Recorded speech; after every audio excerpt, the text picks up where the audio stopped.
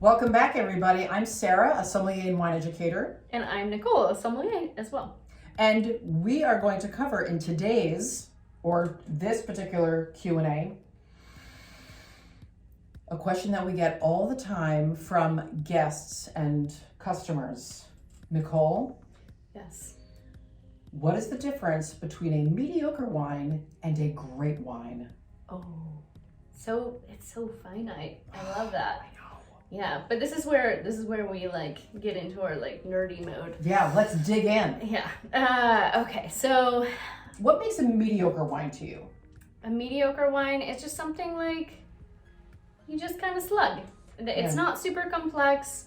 Kind of hits the spot, does the right thing. It's Quenches your thirst. Yeah, and it goes well with food. It's fine. It's fine, but it's not like an elevating experience. It's not doesn't stay with you. It's not. They're somewhat forgettable. Not that I'm not poo-pooing them, because I drink mediocre wine every day.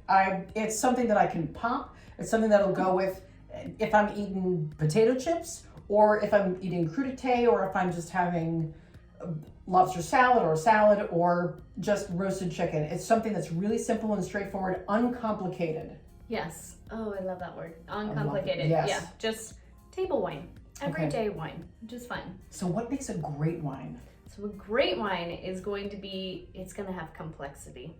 Normally when someone puts a great wine in front of me, I will smell it. I'll just smell it for 15 minutes before I even drink it. And then I'll be like, what do you think of the wine? I'm like, well, I haven't tasted it yet. But oh my Smells gosh. great. Yeah, and you're just dreaming about how it tastes, and you don't even think about it, because you can just, the complexity in the aromas are so great. And often that's usually wine that's maybe been cellared for some time, so it allows for some of those aromas and complexities to come out.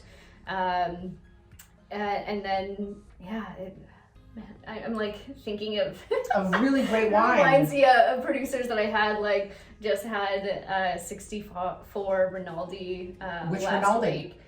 Francesco Rinaldi, and it was so beautiful. But that's a wine that I was just sitting and smelling, because you get these tart red fruits like currants and cranberries and cherry, but then you get a lot of the earthiness, because when you have that bottle age, that's when those secondary and tertiary characteristics are coming out. So you get truffles and Beef broth. yeah, and underbrush and Yes. dried red roses, and it was so pretty. I'll bet it was.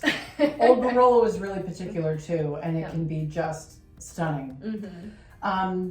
Really great wines for me they're like roundhouse kicks to the face, where you're like, oh my God, I didn't realize that I needed that, but that was, and it not only elevates you and the wine and the company and the food, it helps create, it's almost like the wine wraps its arms around all the participants and is like, we're doing this, and this is going to be a great moment. I'm so glad you brought that up, because if you're really missing hugs right now in the pandemic, just buy yourself a really nice bottle of wine. It's true. Just live in the hug of that wine. It's true. It's so true. And also really great wines for me, as far as longevity. A mediocre wine, I pop it. If I don't finish it, it might be good the next day. It might not. It might not be, but really great, fantastically made wines, they will last. I've had wines last up to 2 weeks because I've forgotten about them in the fridge, or I've forgotten about them in the cupboard that I put away, and I want it to be in a cool, dark spot for until I come back to it. And the really great wines, they don't slow down. They just get better. And you can revisit and revisit. Yes. Which to me totally means it's worth the money. Oh yeah. To spend a little extra. And if you think about it, this is a great thing that I tell my students too. In the pandemic, as we are, don't be afraid to spend a little bit more per bottle. if you think about it from a mathematic perspective, you get average 5 glasses of wine out of a bottle of wine. If you usually spend $15 on a bottle of wine, divided by 5, that's $3 a glass. That's Europe drinking. Yeah. But if you spend $25, the difference between a $15 bottle of wine in the US and a $25 bottle of wine in the US can be quite vast. And if you go up to, let's say 40, let's use $40. Divide that by 5, that's still $8 a glass. $8 a glass, most places, most markets like New York where we are, you can't find an $8 glass of wine anywhere pre-pandemic or no. Yeah. You just can't. But if that same $40 bottle of wine, if you bought that bottle of wine on a wine, or a glass of that $40 bottle of wine on a wine list, that would easily cost you $20, $22 for the glass. Easily.